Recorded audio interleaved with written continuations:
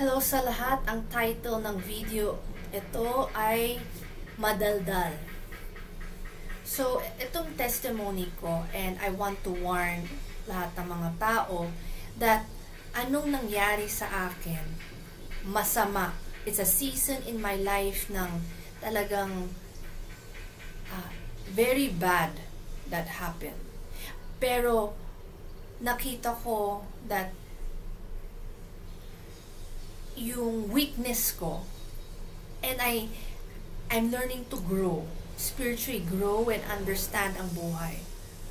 And God allowed it para to destroy yung fleshly desires ko. Kasi hindi pa ako, meron pa rin that time a desire to do yung kalooban ko. Akala ko okay na eh. Akala ko that, I surrender to the Lord, your will be done. But deep inside my heart, meron pa konti.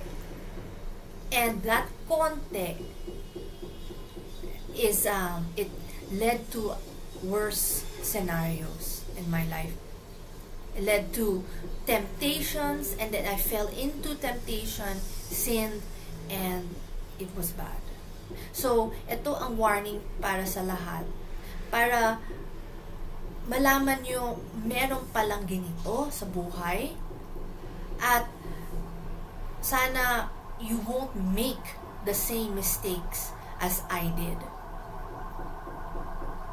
So, pretty much, anong nangyari is that I was sobrang daldal sa buhay ko at this season, it was just lately, that hindi ko alam when to keep quiet. And paano nangyari yun is that nawala ang pamilya ko na. And so, what happened is, when you lose someone, gusto mong to have comfort, diba? Someone there para understand ka and express your emotions. And I pray a lot to Jesus Christ. Pero hindi ako kontento doon. I thought I was, but I wasn't. I desired pa rin ng a physical appearance of a person sa harap ko that pwede ko to embrace, to converse to. Hindi lang yung when you pray, you don't see God. You hear Him, but hindi mo makita, hindi mo mayakap. And ang hirap yun. At that time. Kasi hindi ako contented eh. So, what happened is yung mga tao, that family, friends, nasabi nila, sige, kusapin mo kami. I-pour out mo yung emotions mo. Huwag ka matigas ang puso. Or else masasabog ang puso mo, hindi mo na kaya yan. Many times I resisted. Sabi ko, hindi tama yan. Kaya ko to kasi the Lord Jesus Christ will help me. Kaya ko to. To the point ng I shared it na. There was a time nang talagang, okay, sige. Siguro because yung mga tao sobrang kulit sa akin. And there was a season that God was telling me, huwag mo kusapin itong mga tao. Hindi ko alam bakit. Until now, I understand bakit now. Kasi alam niya yung mga tao, they will lead me astray. Akala nila, yung good intention naman sila. They think, alabasin ko yung mga emotions ko sa buhay. Yung frustration. Tapos then it would be good, diba? Sa isip nila, it would be good. But yung emotions yun, yung mga personal feelings, it's between me and God dapat. Kasi it's only Jesus Christ who can help me. Kasi yung mga tao that I poured out my emotions, a lot of them na-criticize sa akin. They judged me wrongly. When I tell them ito yung kalooban ng Diyos sa buhay ko, ano nasabi sa akin? Hindi tama yan. Mali yan. Or, pray ulit kasi parang hindi tama yan eh. So, instead of having encouragement, instead of support, they listen so they can criticize you. They can judge you. They can control and manipulate you into what they want you to be. And so I backed off. And many times, nagsarado ko na yung puso ko. But then here, the devil, he sent again temptation. Gusto niya mahulog ako from God's grace down to sin. And paano? He sent a person sa buhay ko ng sobrang understanding, make time for me when kailangan ko siya. Andyan ng call away, a text away. Anong gusto kong gawin? Gagawin namin. Oh, nahulog ang puso ko sa kanya. Kasi akala ko, mahal niya ako through yung actions niya. But it was a snake. Ahas yun. Galing sa demonyo.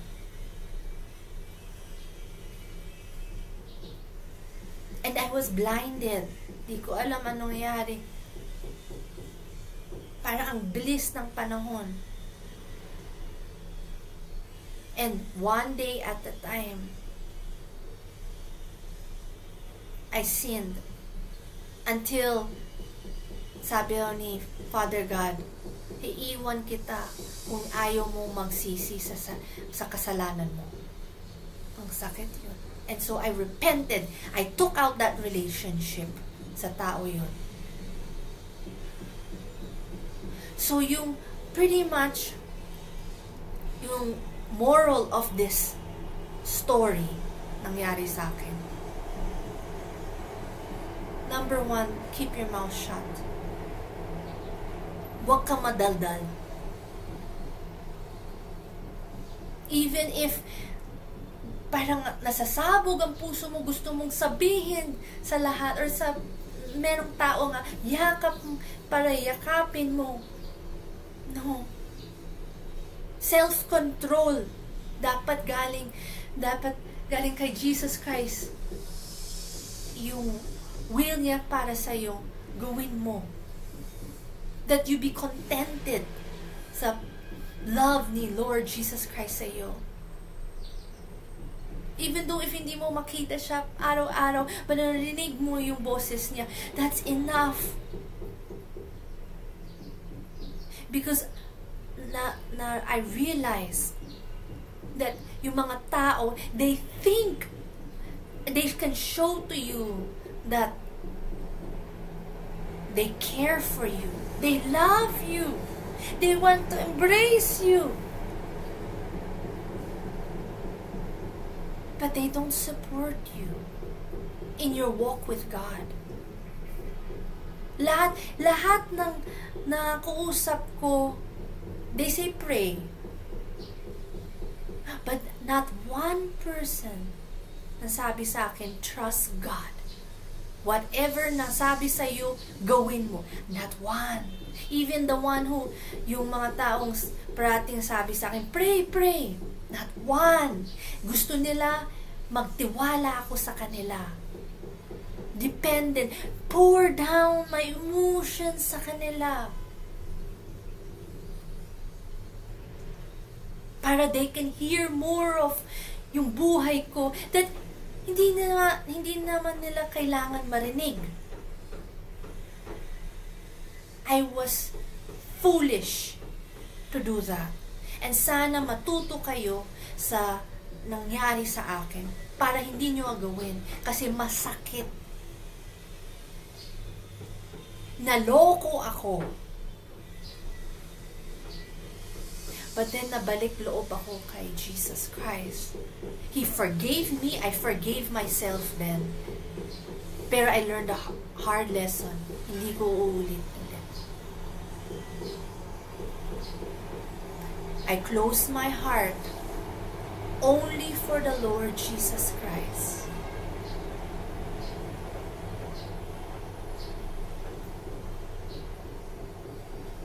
Okay lang if people love me, but that doesn't define my day-to-day basis ng kung masaya ako. Okay lang, sige, love me, want to see me, okay. But basta sa loob ng puso ko, happy ako, contented ako sa buhay. Hindi ko kailangan merong kasama sa buhay. Kailangan ko si Jesus Christ lang. That's it. And sana malaman nyo yun. Matanggap nyo yun sa puso nyo. Kasi distractions lang yan lahat. Distractions lang yan. God can use me more. Pero kung focus ako sa mga tao, lang, sana mahalin niyo ako, understand niyo ako. What? Para sa sarili ko lang yan eh. God can love me unconditionally, but hindi ako contented dun. That time, na yun, okay na. Understand. So, yun ang tungkol sa nangyari sa buhay ko. And sana you learn from it. And sana you can share it sa ibang tao because it's so important eh. It can save not only yung buhay ng tao, yung kaluluwa nila sa impyerno. Kasi muntik na akong pumunta sa impyerno because paulit-ulit itong kasalanan ko. Nawala sa isip ko ang Diyos. Kasi gusto ko mahalin ako ng tao. Only God can love me the way gusto ko, kailangan ko.